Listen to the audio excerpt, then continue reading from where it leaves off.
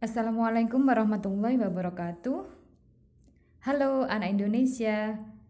Hari ini bersama Ustazah Nining, kita akan belajar tematik tema 1 muatan pelajaran bahasa Indonesia dengan materi menentukan pokok pikiran.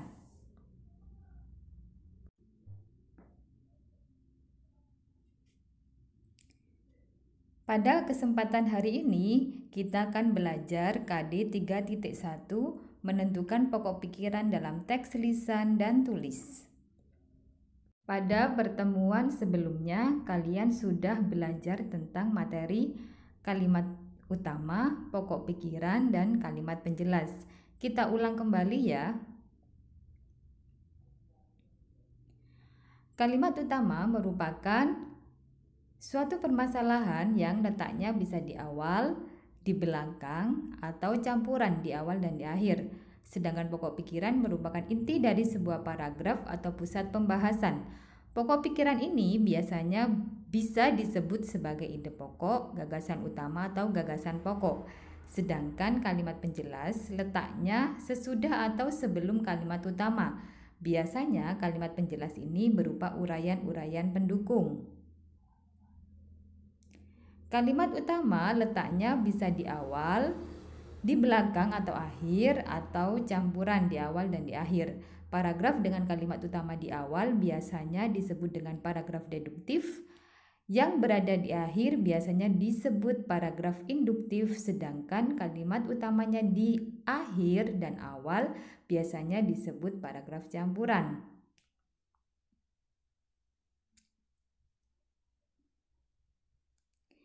Yang pertama adalah kalimat utama ada di awal paragraf atau biasa disebut dengan paragraf deduktif. Ciri-cirinya yaitu tentu saja kalimat pertama menjadi kalimat utamanya. Ciri yang kedua, kalimat kedua atau selanjutnya biasanya ada pengulangan atau repetisi. Ada kata tunjuk yang ditandai dengan kata ini, itu, atau tersebut. Bisa juga ada kata ganti orang seperti ia, mereka, atau nya. Perhatikan contoh paragraf berikut. Bacalah dengan saksama paragraf tersebut. Perhatikan kalimat yang kedua, 3 sampai akhir.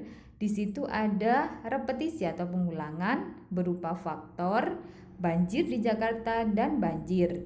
Ada kata tunjuk ini dan itu, kemudian ada kata gantinya.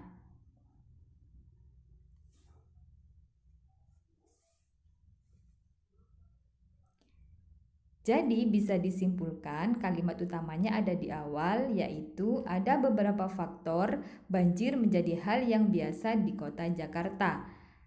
Nah, dari kalimat utama itu diringkas menjadi pokok pikiran, yaitu penyebab banjir di Jakarta.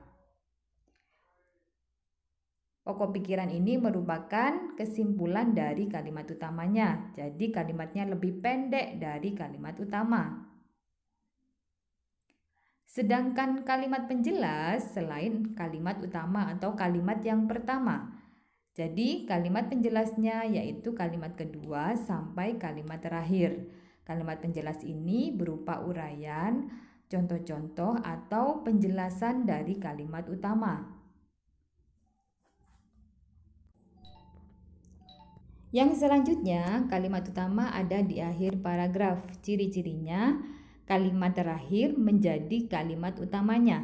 Yang kedua, kalimat terakhir terdapat kesimpulan atau simpulan ditandai dengan kata oleh karena itu, oleh sebab itu, dengan demikian, jadi, atau bahkan.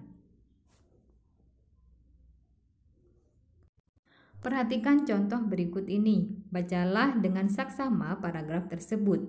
Perhatikan di kalimat terakhir ada kata dengan demikian, maka kalimat utamanya ada di akhir paragraf, yaitu dengan demikian anak kelas 5A sudah paham membuat laporan pengamatan. Sedangkan pokok pikirannya diringkas menjadi anak kelas 5A sudah paham membuat laporan pengamatan.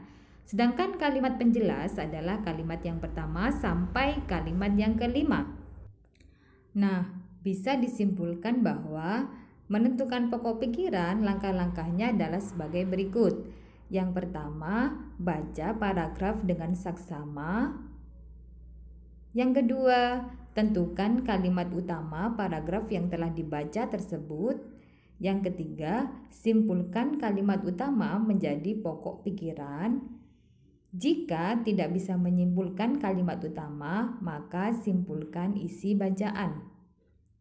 Mudah bukan? Sekian pembelajaran kita hari ini.